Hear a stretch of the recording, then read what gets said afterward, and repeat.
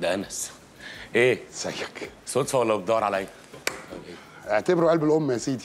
ازيك يا معلم؟ ماشي يا ست ماما. انس يبقى خال جميله.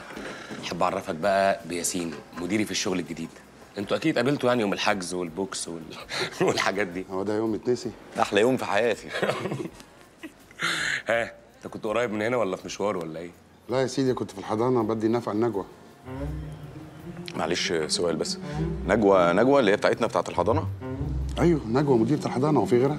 تديها النفقه يعني كانت مراتك في يوم من الايام؟ ده انت بطل. بطل عشان كانت مراتي؟ لو عرفت بقى ان احنا كنا متجوزين 10 سنين هتقول ايه؟ لا اقول عليك عبيط.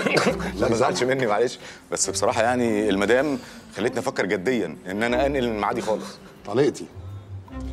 بص انت مش هتصدق، هي غلبانه وطيبه بس هو مخها اللي صعب قوي.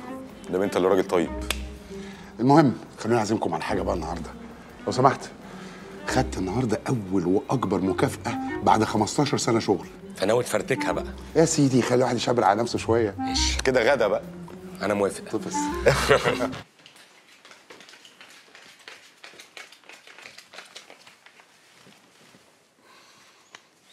ايه دول؟ هو النهارده كام في الشهر؟ لا ما احنا بعد كده هنقبض مرتين في الشهر. مش فاهمه. اسهم الشركات اللي قلت لجلال حرب عليها ضربت في البورصه زي ما توقعت، والراجل من فرحته اداني 7000 جنيه مكافاه وقال لي هتبقى كل شهر.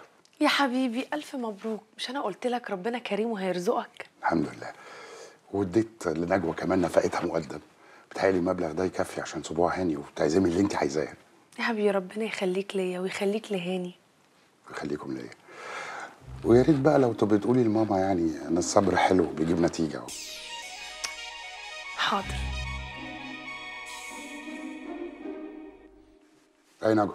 ايوه يا انا عايزاك بكره تعدي على نور في المدرسه ونادين في الحضانه بعد ما يخلصوا وتخليهم معاك لغايه بالليل. اشمعنى؟ عندي اجتماع مهم جدا في الاداره التعليميه وشكله كده هيتاخر. ايوه نجوى، بس انا كمان عندي حفله مهمه جدا بكره ما ينفعش ما اروحش. طب وهتعمل ايه؟ مش فاهم. خليهم يقعدوا معايا. طب ما فيش غير ان هم يقعدوا مع اميره بقى. ماشي، ما هو مفيش حل غير كده فعلا. ماشي اتفقنا. سلام. ربنا يخليكي ليا طول عمرك جدعه. طلعالك.